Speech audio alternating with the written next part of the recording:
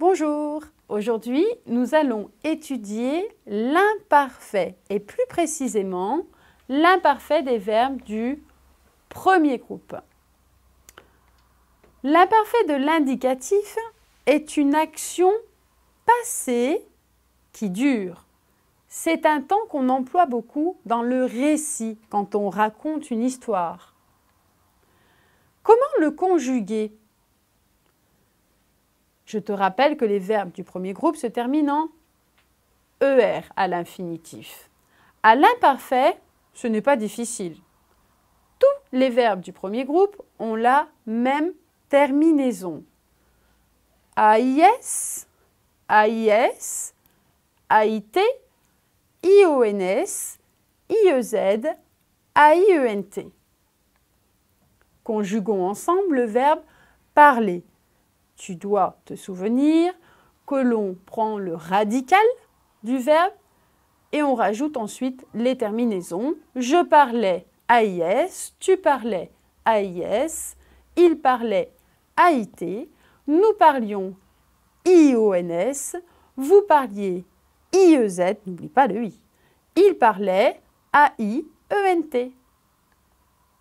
Attention, il existe des verbes irréguliers. Il faut faire attention aux verbes qui ont un C, un G, un I ou un Y avant l'infinitif ER. Par exemple, le verbe lancer.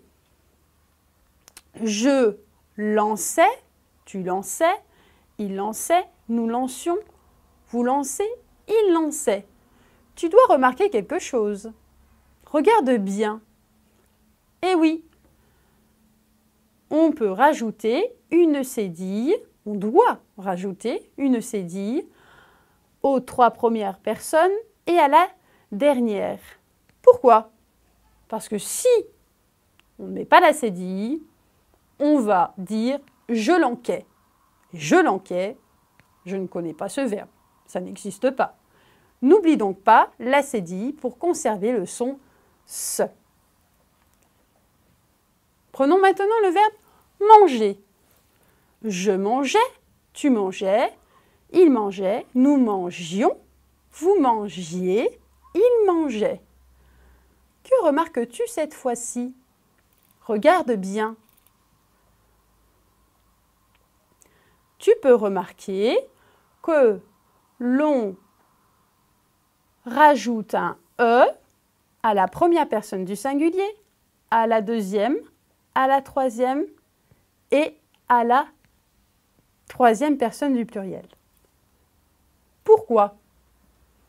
Comme pour ce verbe-là, si je veux garder la même sonorité, cette fois-ci, ce n'est pas une cédille, bien sûr, mais un E que je dois rajouter. Sinon, qu'est-ce que ça donne?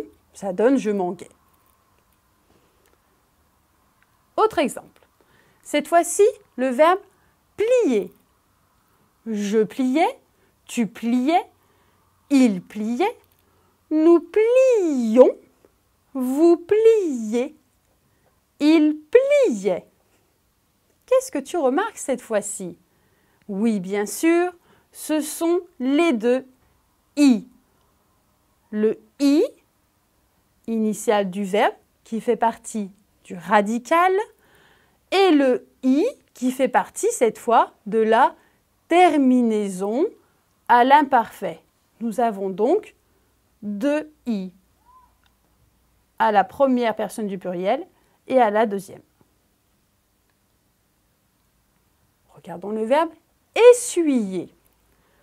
J'essuyais, AIS, tu essuyais, AIS, il essuyait, AIT, nous essuyions, IONS, vous essuyiez, IEZ, ils essuyaient, AIENT. Qu'est-ce que tu remarques cette fois-ci? Oui, nous remarquons qu'après, qu'on conserve le Y et qu'ensuite on rajoute la terminaison. Il n'y a pas de I, mais cette fois, un Y et un I. Même chose pour la deuxième personne du pluriel. Faisons quelques petits exercices.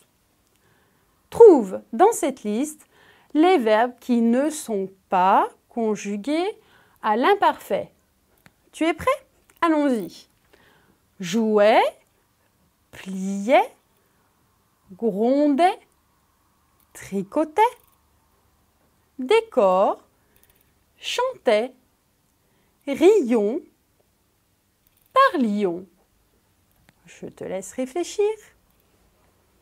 Et voici la réponse.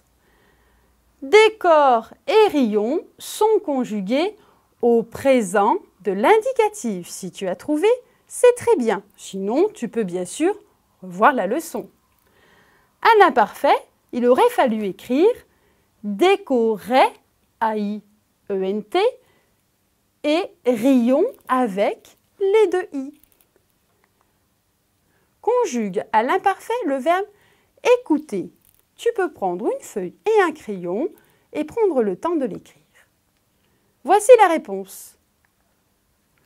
J'écoutais, A-I-S, tu écoutais, A-I-S, il écoutait, A-I-T, nous écoutions, I-O-N-S, vous écoutiez, I-E-Z, ils écoutaient, A-I-E-N-T.